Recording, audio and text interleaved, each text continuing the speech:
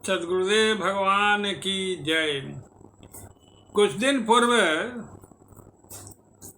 रीत शब्द से संबंधित प्रमुख प्रमुख ऋषियों का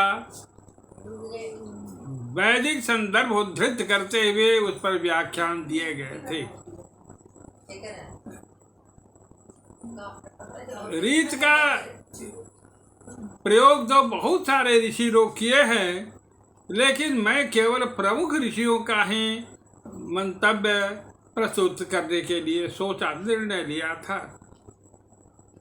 कल एक जिज्ञासु का जिज्ञासा आ गया कि आप रीत धीत आगत सत्य धर्माणु अधर्म अग्ने पिबत जिह्वया, यह जो वेद मंत्र है इसकी व्याख्या विस्तार से समझा देवे। तो जिज्ञासा समाधान के रूप में मैं उसे आज समझा देने का प्रयास करूंगा। बंधु, यह ऋचा है तो बहुत कम शब्दों वाला, लेकिन बहुत ही भावपूर्ण है और पूर्णतः साधनात्मक है। साधनात्मक रहने के वजह से इसकी महत्ता बहुत ज्यादा है। को किसी भी आध्यात्मिक सत्संग में विद्वान लोग इस ऋचा का प्रयोग करते हैं। पहला तो चीज है, जैसा मैं रीत के विषय में व्याख्यान देते हुए कहा था कि रीत वह नियम है जिसको परमात्मा ने आदि सृजन काल के पूर्व ही निर्माण किए थे, जो सत्य है, अटल है, कुटस्थ है, अपरिवर्तनीय है। सारे नियम उसमें बना दिए गए हैं।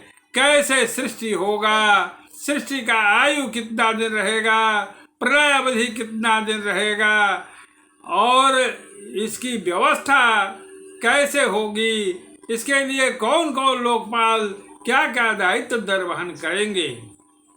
पुनः इसी में यह भी प्रावधान कर दिया गया था कि मैं जब प्रकृति में रहते हुए भी अपने आप को प्रकृति से छिपाए रखता हूँ, तो हमें सर्वसाधारण व्यक्ति तो नहीं जान सकेंगे, लेकिन जानने का एक सुगम मार्ग है, एक विधि है। उस विधि से कोई भी व्यक्ति साधना करके जान सकता है, और इसको क्रियात्मक रूप में बतलाने के लिए वे नित्य अनादि सद्गुरु को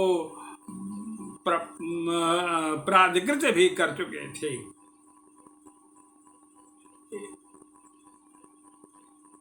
तो हमें कहते हैं ऋषि अपने उच्च साधक के माध्यम से उदाहरण दे करके कि वे उनकी क्या स्थिति रहती है, सर्वसाधारण को संदेशा देना चाहते हैं कि आप रीत के नियमों को पहले जान जाएं। रीत के नियमों में परमात्मा के साक्षात्कार का एक ही मार्ग निर्धारित है, अनेक नहीं है, और वह भी है वह अपने आत्मिक स्तर से करने का, और उसे भी सब कोई नहीं बतला सकता है। आप अपने से पढ़ करके या किसी से सुन करके साधना करके उस मार्ग पर आरोहण नहीं कर सकते हैं। उसके लिए जो भी समर्थ सद्गुरु रहेंगे, जो नित्यवादी सद्गुरु या उनके द्वारा प्राधिकृत कोई अभ्यास सिद्ध या परंपरा सद्गुरु रहेंगे, वही आपको वह मार्ग बतला सकते हैं। और उसी मार्ग से जब साधना करने रहेंगे तो आप प्रकृति में रहते हुए प्रकृति से धीरे धीरे असंग होने रहेंगे, और जैसे ही आप का मन और प्राण अपने कारण में विलीन हो जाएगा, आप अपने आत्मिक स्वरूप में स्थित हो जाएंगे, और आत्मा के द्वारा ही परमात्मा का अनुभव किया जा सकता है। परमात्मा को साक्षात्कार करने की साधना की जा सकती है। यह साधना में भी सावधानी कहते हैं कि आप उस सत्य नियम का ठीक से पालन करते रहें। माने क्या तात्पर्य निकलता है कि आप ठीक से विधि और विधान का अनुपालन करते हुए नियमितः प्रतिदिन साधना करते रहें, तब सफलता मिलेगी। केवल नामांकन करने से सफलता नहीं मिलेगी।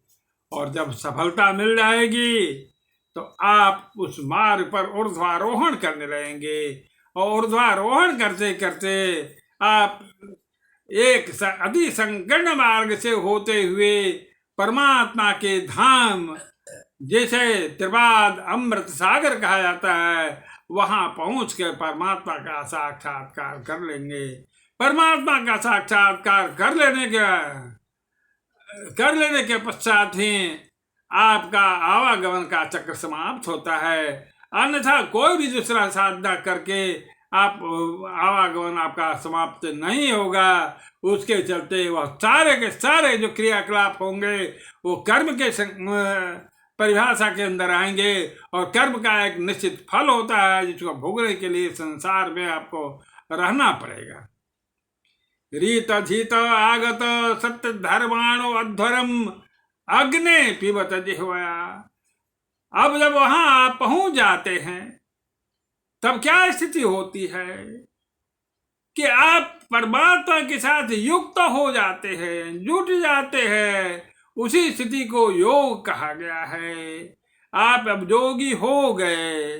अब अपनी आत्मिक शक्ति जो सुरति है, उस सुरति से परमात्मा के ब्रह्मानंद को, वह ब्रह्मानंद रूपी अमृत का अहर्निश पान करते रहते हैं। इसी को कहा गया है अग्नि पिबत जिह्वया। यह भी अग्नि परमात्मा के लिए है। वह सुरति रूपी जिह्वा से परमात्मा के से प्राप्त होने वाले अमृत को आप पान करने लगते हैं। यही दुर्लभ स्थिति है। इस स्थिति पर सर्वसाधारण व्यक्ति को पहुंचने का संदेशा दिया जाता है। वैसे तो इस ऋचा की व्याख्या में घंटों प्रवचन दिए जाते हैं, लेकिन अब समय का भी सीमा है। इसलिए बोलिए सद्गुरुदेव भगवान की जय।